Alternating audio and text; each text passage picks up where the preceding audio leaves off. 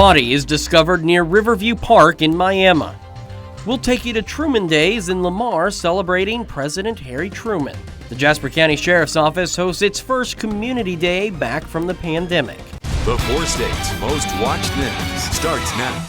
We begin with developing news out of Miami after a body is discovered. This is KOAM News at 6. I'm Chris Warner.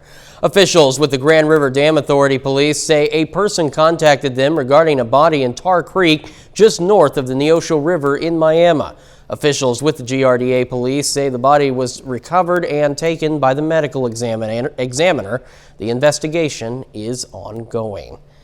Pretty nice day once the clouds cleared, but there may be more on the way. Nick Kelly joining us. Yeah, but so far, Chris, most of us enjoying, like you said, a pretty nice day and warm with temperatures in the upper 70s to lower 80s.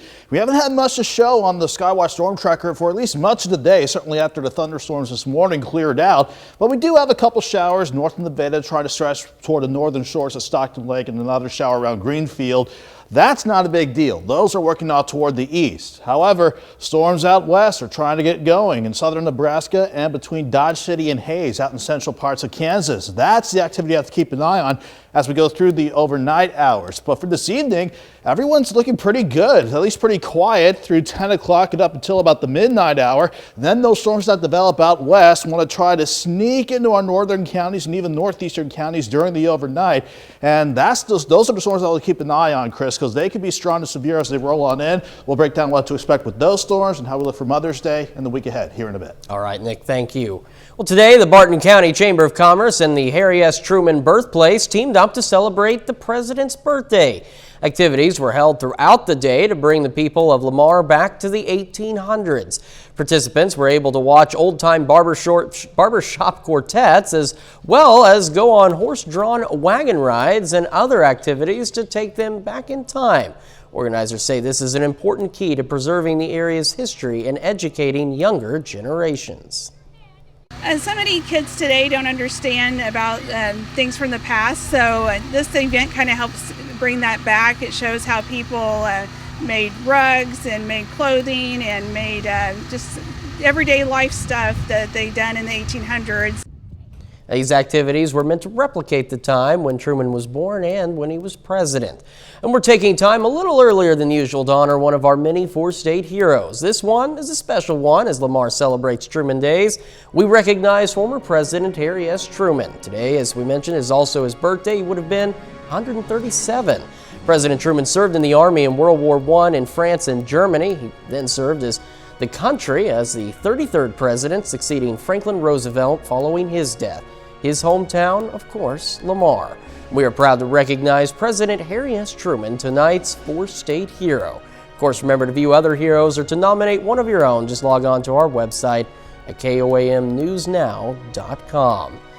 The Jasper County Sheriff's Office held its Community Day event today. Now, due to the pandemic, last year's community get-together was canceled, which made this year's even more special. Kids and their parents were treated to free food, a K-9 demonstration, a SWAT team demonstration, and a number of other aspects related to the day-to-day tasks of the Sheriff's Office. I think it's always important for the law enforcement agencies to have a good working relationship with the communities. One of the ways that we can do that is to spend time with them, to build relationships, and that's what we're doing here today. Now, tonight at 10, we'll hear more from Sheriff Kaiser on the benefits of the event and what some of the kids in attendance thought of this close-up look at law enforcement. 4-staters and folks in Newton County came out to support the Newton County Fairgrounds by bidding on items at a consignment auction today. The event was held by the Friends of the Newton County Fair Board Group and run by professional auctioneer Bob Laswell and Venture Group Auctions, who donated all auction commissions. That money will go towards fairground improvements and upgrades, and auction organizers say they're happy to be part of an effort to spruce up a place that's so important to the Newton County community. Feels really great. My favorite part is seeing all the children running around and helping out, and you can tell that their parents are raising them in a way that, you know, we work hard and we give back, and they're here giving their Saturday, helping as well. And I know that this eventually is all for them anyway, as the next generation coming up, and it's just really cool. The auction featured everything from firearms to farm machinery and even a pretty cool motorcycle. A disappointing jobs report shows the economic recovery from the pandemic is going slower than expected. Employers hired 266,000 workers in April, far fewer than the 1 million new jobs that analysts expected. Natalie Brand reports from Washington, D.C. As states relax COVID restrictions and vaccinated Americans feel like they're starting to get back to normal. This is our first time out. The latest jobs report shows the economy isn't recovering as fast as many expected. There's more evidence that our economy is moving in the right direction, but it's clear we have a long way to go. The Labor Department reported 266,000 new jobs last month, far below the 1 million jobs some analysts had predicted. Still, the Biden administration argues there's reason to be optimistic. We saw more people looking for employment in the month of April than the previous months, which is great. But critics claim extended unemployment benefits, $300 a week in federal aid on top of state payments, encourages people not to work. They're better off financially to stay home rather than go back to work. The Biden administration blames other factors, including lingering health concerns over the pandemic and child care challenges. Caregiving responsibilities and absence of child care are still important reasons why people are unable to return to work. While the hospitality industry showed the biggest gains in the April report, I just hired 3 more candidates within the past week here, but we still need more people. many business owners say they're still having a hard time finding workers. Natalie Brandt, CBS News, Washington. Auto manufacturers lost 27,000 jobs in April as a global semiconductor shortage affected factories. And that is a look at our top stories and a quick check of the forecast on the KOAM News at 6. Still ahead, we'll take our weekly look back at this week's top health headlines. Plus, debris from a Chinese rocket is expected to fall to Earth. Details just ahead. For more information. Well, the U.S. birth rate falls to the lowest point in more than a century, and the FDA is expected to make a major vaccine announcement in the coming days. Elise Preston takes a look at some of this week's top health stories. The U.S. Food and Drug Administration is expected to expand its emergency use authorization of Pfizer's COVID-19 vaccine for children ages 12 to 15 by next week, according to a federal official. Officials hope extending vaccinations to younger teens will help reduce the nation's virus caseload and allow schools to reopen with fewer disruptions this fall. The FDA is expected to approve Pfizer's vaccine for even younger children later this year.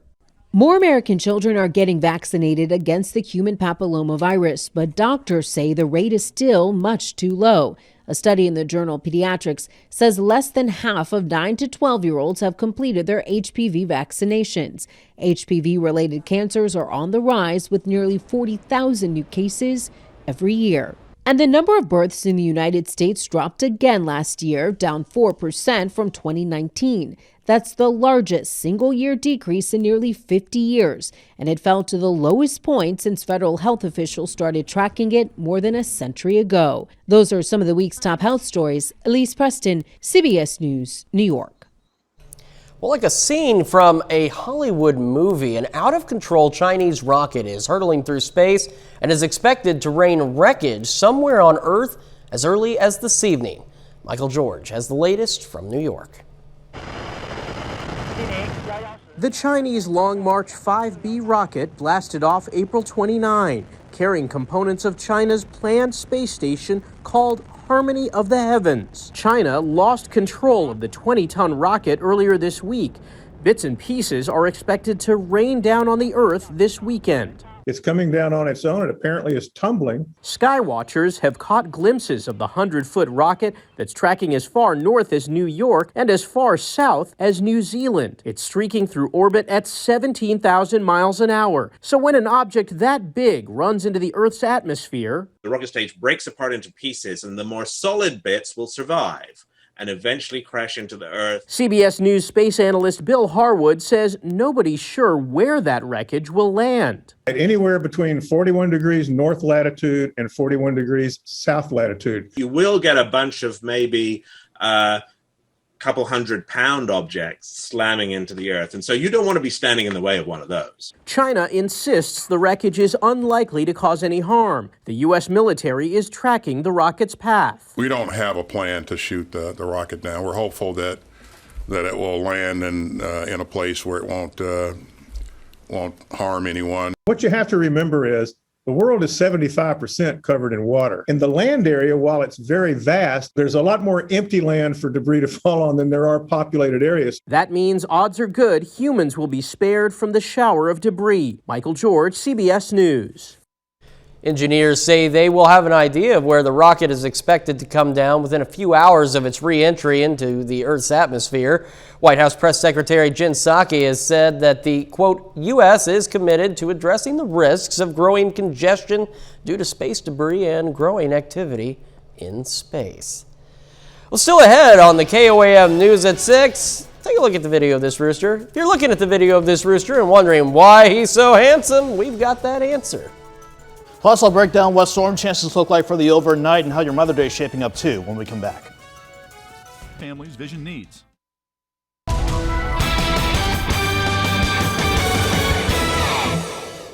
After we had to deal with a good scattering of thunderstorms this morning, most of us managed to stay quiet and warm for this Saturday afternoon as highs push into the upper 70s and lower 80s. And it was nice to see things calm down after the morning rounds of rain and storms. But now on the radar network, a little activity, but this is not the activity that we're tracking heading into the night ahead of us. Granted, a few showers that we do have out there, they're really light, not a big deal. South of the Harry-Truman Reservoir, south of Osceola, and skirting around other parts of Stockton Lake. It's the storms out in Kansas that are trying to get going. Those are the ones that we'll be watching as we go through the rest of the night. But a big difference in temperatures compared to yesterday. We hit about the lower to middle 60s yesterday. We kind of held steady, near 60 overnight. Now look at where we went. We went into at least the lower 80s this afternoon, and we're still looking okay from 7th and Range Line. Partly sunny skies, trying to turn a little bit more cloudy, but we are still keeping things quiet as we look back toward Joplin from our station here. 80 in Joplin, south wind at 21 with a gust at 36, keeping that humidity at 57%. Make that the dew point at 57, that is. Upper 70s to lower 80s. That's where we all sit at the top of the 6 o'clock hour. Slow drop through the 70s during the overnight, or at least for the rest of the evening. Then once we hit the overnight, as our next front and some thunderstorms for some of you rolls in, we'll be dropping back into the 50s and 60s by the time we hit sunrise on your Sunday morning. So let me show you the storms that are trying to develop. More prevalent south of Hays and south of Russell in central parts of Kansas, and we're noting a couple other storms south of, let's say, Kearney and Hastings in southern parts of Nebraska. All because of this storm system. We had the warm front drag on through, keeping us warm for today, but we had to deal with the cold front to bring in some more chances for storms overnight, along with this upper low in Montana, helping to aid in certainly those storms out west and probably some of those trying to clip us overnight.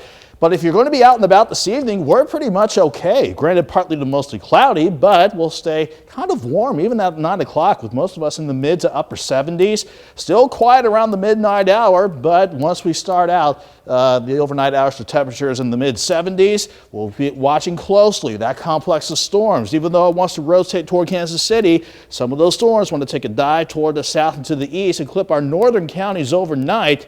And if this scenario certainly holds true, we're not that concerned about a severe threat because that's mainly going to stay from Kansas City toward Topeka and Salina. But in our far northern counties, you do have a low severe threat from about midnight to 4 a.m., with mainly wind and hail being our biggest issues before we see scattered rain and storms to start Sunday morning out. And even though we dry out during the day tomorrow, it's going to be chillier as the day goes on. 63 in the morning, and I'm expecting temperatures to hold steady in the mid to upper 50s with that north wind at 10 to 20. So not the best Mother's Day shaping up this time around, but at least we'll trend drier for the afternoon. But we'll have to start at 63 in the morning and then drop into the 50s for the rest of the day. Scattered rain and thunderstorm chances Monday through Wednesday with highs mainly in the lower 60s, Chris. Thankfully, they'll dry Thursday and Friday and eventually back in the mid 70s by next weekend. The temperatures aren't so bad, but that rainy weather is just kind of going to bog down the week a little bit. Yeah, especially the storms for tonight, and those are storms that we'll continue to keep a close eye on. All right, Nick, thank you so much. Well, coming up in sports, Pittsburgh State Baseball looks to end the regular season on a high note. Plus, It's a record-smashing day for PSU's Levi Wyrick at the MIAA Outdoor Championships. Danny Terzer has that and more next.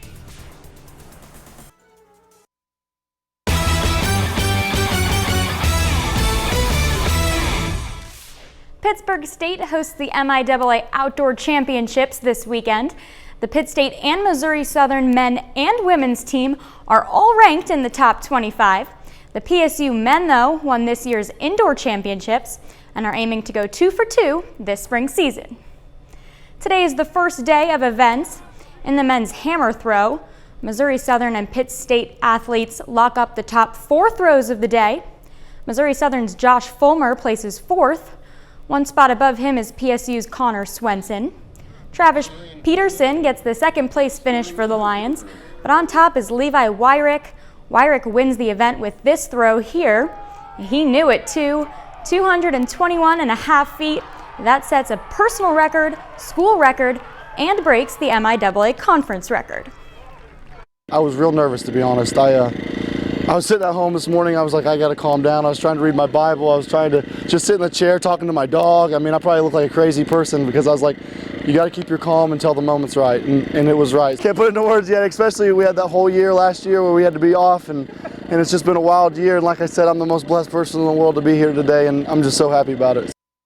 Pittsburgh's baseball's 7-game winning streak was snapped on Friday. The Gorillas dropped 2 games against Emporia State. Today is the last remaining game of the regular season. PSU looks to close out the series and the regular season on a high note. In the 6th, Aaron Gertis over the back wall, 2-run home run. PSU still going. Blaine Olmeyer sends it out to right. Another 2-run jack. Gorillas with a 5-run rally in the 6th to take the first lead of the game. Hornets now. Cooper Minnick, that's a solo homer, and it's back to a tie. Then Caleb Carr deep to center. That one is gone. Another lead change, Gorillas on top. PSU gets the job done, winning 9-7. Missouri Southern also closes out the regular season today against Rogers State.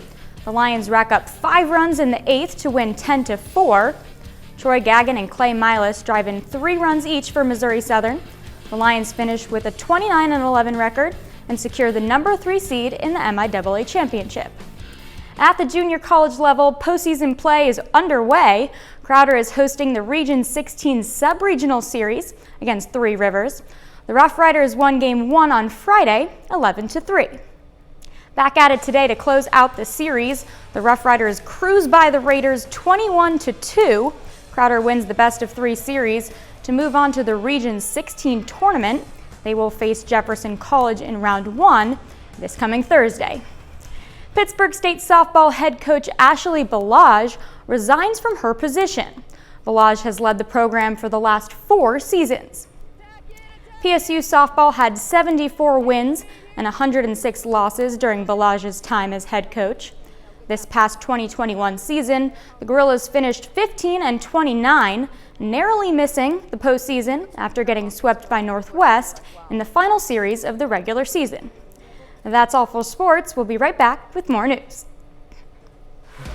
Bristol Funeral Homes.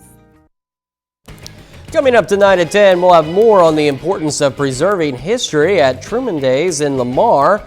Plus, we'll hear from some kids on what they think about interacting with Jasper County Sheriff's deputies at the Community Day event, and a special benefit for Christian Hetty involving some Zumba. All that and a lot more tonight at 10.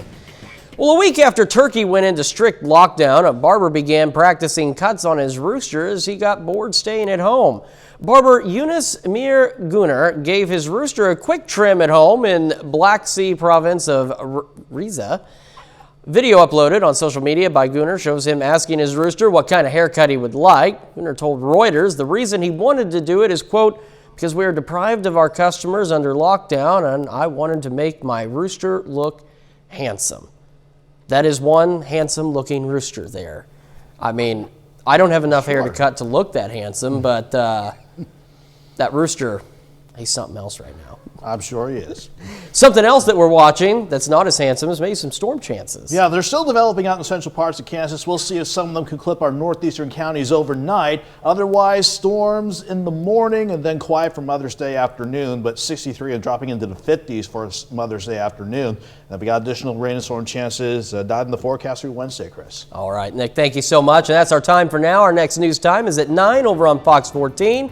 Of course, we'll see you again right here at 10 on KOAM. And remember, for the latest news, weather, and sports anytime, anywhere, just head over to our website, KOAMNewsNow.com, or check out the KOAM News Now app. And thanks for making us part of your night.